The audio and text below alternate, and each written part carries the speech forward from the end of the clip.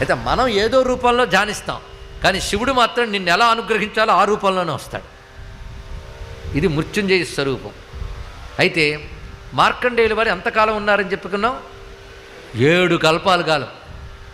ఒకరోజు ఆయన భాండీరం అనే వనంలో కూర్చొని మార్కండేయుడు ధ్యానంలో ఉన్నారు, ఆనందంగా ఉన్నారు. ఆయన దగ్గర కొందరు ఋషులు వెళ్ళారండి. ఋషులు, ఎందుకంటే ఋషులకు ఒక పిపాస ఉంటుంది, వాళ్ళకి బోల్డ్ అంత జ్ఞానం ఉంటుంది, ఇంకా జ్ఞానం తెలుసుకోవాలని తహతహ ఉంటుంది.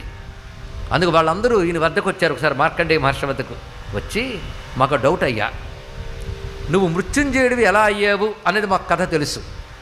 శివుణ్ణి ఆశ్రయించడం వల్ల నువ్వు దీర్ఘాయుష్మంతుడు అయిపోయావు, 7 చిరంజీవులు అంటారు, నువ్వు గొప్ప చిరంజీవి.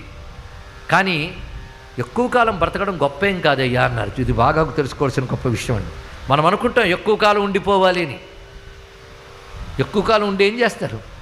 మరింత